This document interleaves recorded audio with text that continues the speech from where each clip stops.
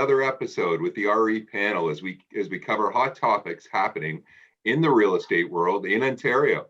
I'm Mike Chris from Meadowtown, Royal LePage in the Halton Hills area. The panel, of course, is our regulars. I see Dab out there with the sunshine, Elise and Melody. And today we're going to tackle another hot topic because that's what we do. What will the prices, now everybody knows how high the prices have been in real estate. Everybody's talking about it. But what people are starting to talk about is, are these prices going to slow down? We have been in a seller's market, guys, for a minimum of probably 15 months. So what's coming next? I mean, we know what we know, and that is the real estate market has been absolutely bonkers, right? When you take a look at the multiple offers on deals, when you take a look at the prices, I mean, hundreds of thousands of dollars, in some cases over asking. I mean, this is unprecedented.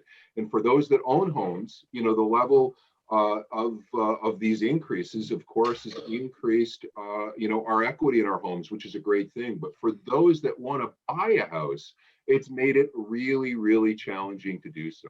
So, what is the $1 million question, guys? Well, I'll tell you what it is are the prices going to slow down?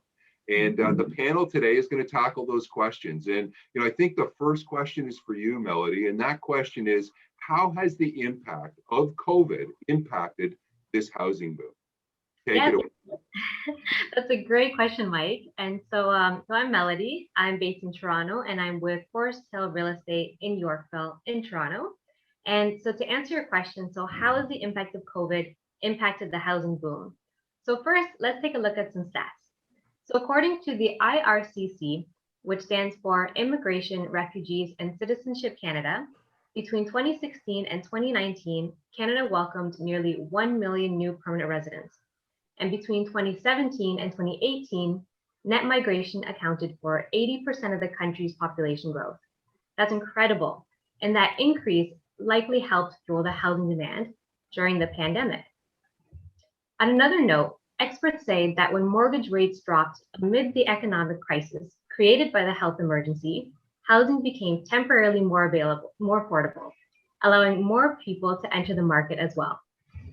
And at the same time, we have all experienced or noticed that with government lockdowns and stay-at-home orders, this created a yearning for larger homes, space for those home offices, and also wanting to have a backyard, pushing homeowners farther away from city cores and into smaller towns and rural areas. Therefore, with all these factors combined, an incredible growth in immigration and new residents in Canada, lower borrowing costs, and the sudden need for more space is what triggered what experts call a pull forward of housing demand. So in other words, many of Canada's prospective homebuyers decided to pull the trigger on a purchase because of the conditions created by the pandemic. Back to you, Mike. Great insights, Melody. Great insights. Friday was a big day in Ontario in a number of pockets, right, guys? Because some of these measures, lockdown measures, were eased up. As a show of hands, anybody eating a patio yet? Hey, fantastic. On one right now. So as we continue to open back up for business, Dab, this question's over to you. What impact will that have potentially on housing prices? That's a great question. Devor here from Ottawa, Weybridge Realty. So as the housing market appreciation during the pandemic has widely been dubbed unsustainable, many housing markets watchers say that when the borders reopen, new demand from immigration may keep the upward pressure on the prices. There are people out there who are assuming that there's going to be a home price correction and prices have to fall because they've gotten so high. And that's certainly a possibility, but a housing bust isn't the only possible outcome. There is a very real possibility that home prices continue to rise, particularly if the borders open and we're able to attract international talent at the same rate as we have in the past. So while Canada's borders have been closed to most immigration since March 2020 to limit the spread of COVID-19, of course, the government has been increasing immigration targets in order to offset the aging population and boost the Canadian economy. So what we could see is the repeat of Vancouver for 15 years ago, where the influx of new immigration from China kept the upward pressure on the housing prices, in spite of markets watchers talking of imminent correction. So in essence, none of us know, really. We can only speculate. So if we knew, we would all be hedge fund managers, not in real estate. So that's all I can say. That's great, Dev. Really good insight. And, I think that not all of us can remember Vancouver 15 years ago, but that's a good takeaway, for sure. So we did a session, guys, a number of weeks ago on the mortgage stress test. And, I think as most Canadians are aware that they've changed the rules. And Elise, given that's the fact, what impact might that have on housing prices in the near future? Good question, Mike. My name is Elise Baumister. I'm with Red and White Realty in the Waterloo region. So we could see the housing market cooling off a little bit in the second half of 2021.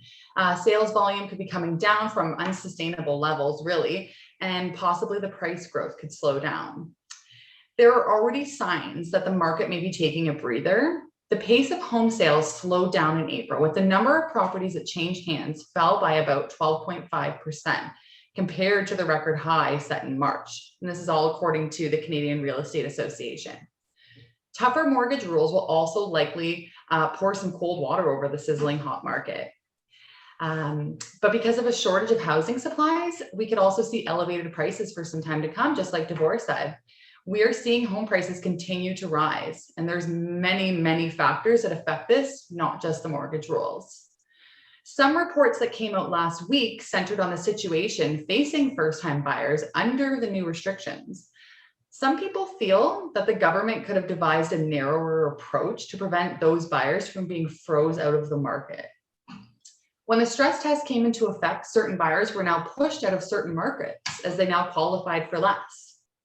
So in the end, it's very hard to predict the housing market. We all know that, but everybody knows that mortgage rules definitely affect it. That's great, Elise. I mean, and I know that we all have, clients that are first-time buyers, and I feel for them. My heart bleeds for them at times. And, I think that what we have come to learn in this market is that what you expect isn't necessarily what's going to happen. So who knows, maybe we will see some drops, as you said. There's certainly a number of different experts that have different opinions. I hope this helps for those of you out there looking at entering into the market and what to do.